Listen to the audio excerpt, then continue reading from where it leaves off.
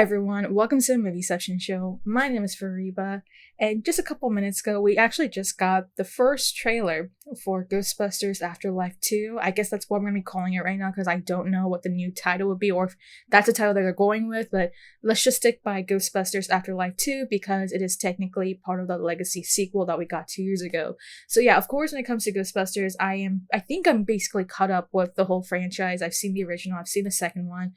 I've definitely seen the rebooted version from, the one that everyone hates, and of course, the legacy one that came out 2 years ago. So, and I know after the legacy sequel, a lot of people were very happy with that version. I myself truly enjoyed it. I believe I actually took a friend, I think I took my friend Marilyn, to go see Ghostbusters Afterlife 2. And even though she hadn't seen any of the previous movies, she herself thoroughly enjoyed the movie, even though she didn't know too much of the background context.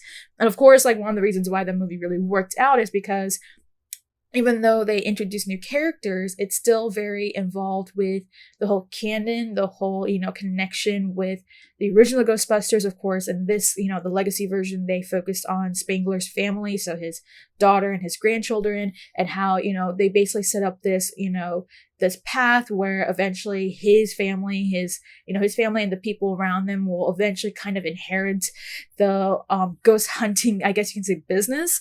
So this was very clear. This was basically kind of organized, set up in the original one. I would assume that the sequel or the legacy sequel is going to continue that off, kind of bringing both the new and the old in. So we have the nostalgia, but also seeing how this franchise will move forward even beyond the original Ghostbusters team. And of course, we know from the post-credit scene with Ernie, how there seems to be some sort of development and how they're going to continue off with the business, right? So we know for a fact that most of the cast will be returning. That includes the new cast members that we had back in the sequel legacy. So Carrie Coon, Paul Rudd, McKenna Grace, Finn Wolfhard, they're all going to be returning. And we're also going to be seeing some of the original Ghostbusters actors returning as well. So Bill Murray, Dan Aykroyd, Ernie Hudson. So it's very clear that that we're going to be bringing the old and the new, of course. And so now that we've waited 2 years for it, we're finally getting the first trailer, the first look for the movie, of course. And I'm very curious to see if they're going to stick with Ghostbusters Afterlife 2 or if it's going to be a whole new title, and see kind of what's going to transpire moving forward. So yeah, without further ado, let's get right down into the trailer for Ghostbusters Afterlife 2. I'm telling you, it's going to be another hot one out there. In fact, there are heat alerts in effect for So they're New back Jersey, in the city. feeling like Okay. 100 degrees.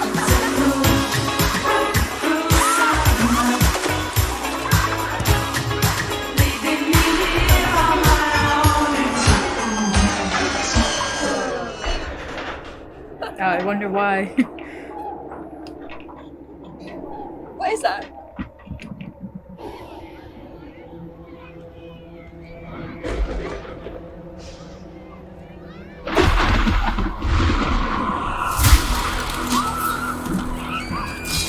Whoa, okay.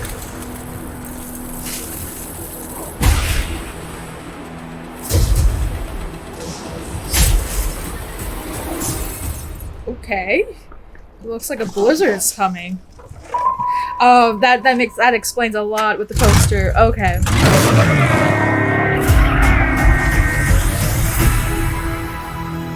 For the first time in New York history, people froze to death in the middle of July.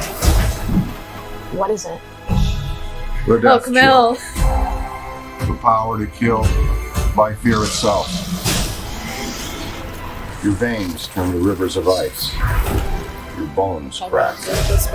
And the last thing you see is your own tear ducts freezing up. Oh, shit. Like, literally scared to death? So cool. I love his energy.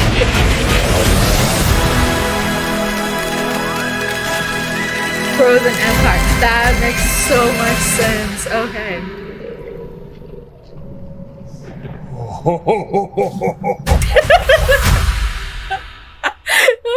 So that is the trailer for Ghostbusters Frozen Empire. So now I know that they got a new subtitle for it. So I have to say, this looks very promising. it explains a lot of things that we've been getting teases for, because I believe it was over the summer we actually got like the first poster for Ghostbusters for the sequel, and it was very clear there was something very chilly about the logo. Like there was a lot of teases about it. It makes far more sense now, having seen the trailer, that there seems to be this really cold entity that's about to create some really devastating effects of, you know, on people in New York, or in this case Manhattan. So and they explain a little bit of what's going on, of course, how there's this, you know, this entity that appears to, you know, freeze people, I guess almost near to death in this case, and that's what they're facing. So this sort of ghost entity that has this ability to emit this, you know, this, I guess you can say, this cold power onto people. So very interesting to see that they're kind of taking a different approach to this. I mean, I guess you can say that there's a little bit of that, you know, like connection to like that ghost goddess from the original movies and from the last movie as well.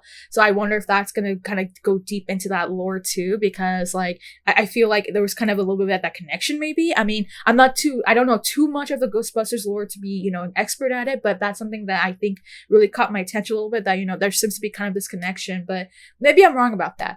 But I will say, for one thing, like I think one of the reasons why the last sequel that we got worked so well was because there was a really good balance of the nostalgia, but also kind of, you know, opening up doors for this new generation to take over. And the sequel makes it very clear that they're going to continue on with that, you know, that whole trajectory. So one of the things that really surprised me, though, is to see Carrie Coon and Paul Rudd's characters involved in this ghost hunt now. So they seem to be involved in the ghost hunting business now. Like that becomes very clear. Like you can see kind of Paul Rudd here and there, like in the Ghostbusters, you know, the iconic suit that they're wearing. So I did not expect that was gonna be the case. I mean, we know from the last one, I believe he was just a teacher, right?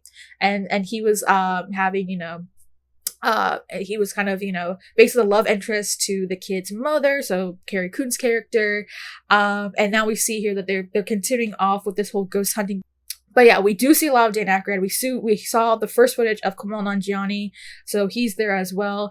It seems as though that, again, they're preparing to kind of fight off this, you know, very, you know, dangerous entity that seems to be manifesting this cold breeze upon Manhattan and causing people to freeze to death. So I'd say it's gonna be the case here. Again, I love that we kind of get that similar vibes from that we got from the first movie. So I feel like going into the sequel that I'm gonna have a lot of fun, of course. I think that this trailer, does a really good job so far giving us the idea of what to anticipate, letting us know what the threat is, not going too much into the fact that it goes into spoiler territory, but also allowing us to see how things have changed since, you know, the last movie that we got 2 years ago. And it looks like they're going from the countryside back to the city now. So looks like we're going kind of back to the basics again in terms of the ghost hunt, you know, the Ghostbusters lore, the storytelling.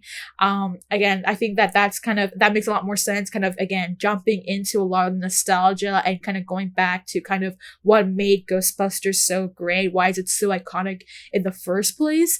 And again, I think that the way that things are being approached in tackling the whole legacy side of the Ghostbusters, you know, franchise, that it allows a lot of people who are, you know, either really dedicated fans who've been following from the beginning, and those who are just starting to kind of join in as casual, you know, watchers, to come in together, and each side kind of having some sort of way to enjoy the movie, whether it be for the nostalgia or just to have a very, you know, well-written story. So again, I think this is a very promising trailer. I cannot wait to see it when it comes out. I believe they said spring. I think right now the current date might be March, I want to say. I might be wrong about that.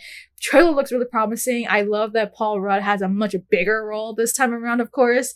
And again, seeing him kind of be very, you know, relaxed and kind of being all out there, having a bit of this fun energy this time around. It's great. I think, if I recall, like his character was like a really big fan of the Ghostbusters too. So this is kind of like a dream come true for his character. So it's very on brand. Again, I think there's a lot of fun developments coming up for Ghostbusters Frozen Empire. So Frozen Empire is now the subtitle. I can't wait to see when we get the full trailer. I think this is only just a teaser trailer, but yeah, I cannot wait to see this movie. I think that it looks really promising.